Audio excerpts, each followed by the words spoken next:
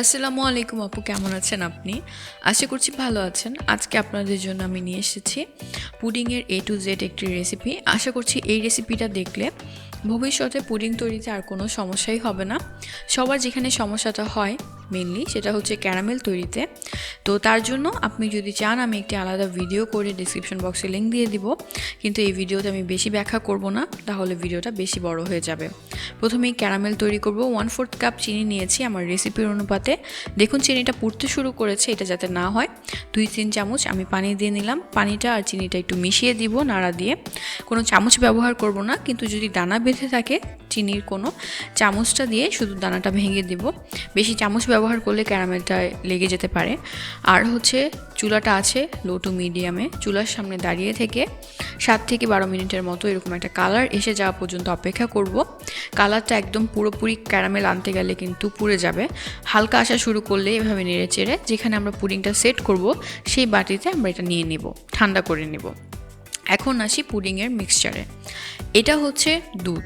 অবশ্যই দুধটাকে আমি জাল দিয়ে ঘন দুধ করে নিয়েছি। এখানে 2 থেকে 3 কাপের মতো দুধ নিতে হবে।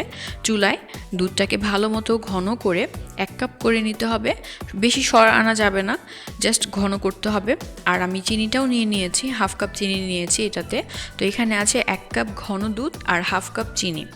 আপনার যদি চিনি আরও বেশি লাগে আপনি নিতে পারেন, কিন্তু আমার কাছে এই রেসিপিতে এতটুকুই পারফেক্ট মনে হয়। তারপর আমি নিয়ে নিচ্ছি 4টা মিডিয়াম সাইজের ডিম।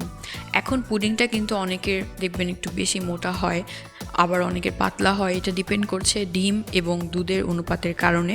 তো রেসিপিটা অবশ্যই হুবহু ফলো করলে মানে এরকম হবে। আর যদি আপনি অনুপাতটা চেঞ্জ করেন তাহলে কিন্তু অনেক সময় কেকের মতো হয়ে যায়, তো একটু ডিফারেন্ট হয় অ্যাকচুয়ালি।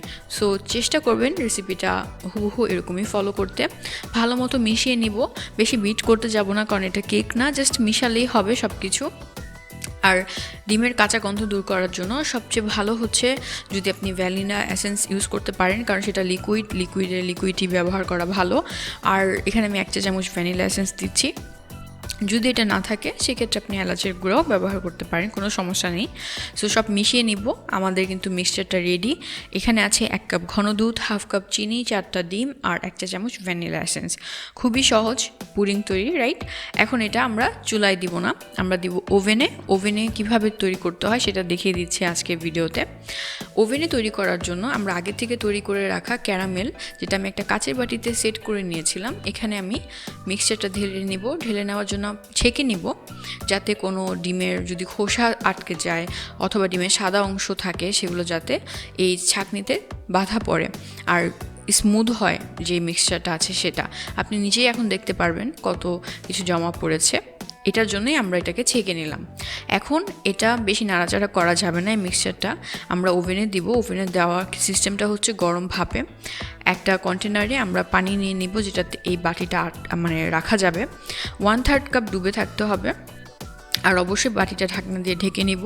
ওভেনে আমরা 175 থেকে 180 সেলসিয়াসে আমরা দিব।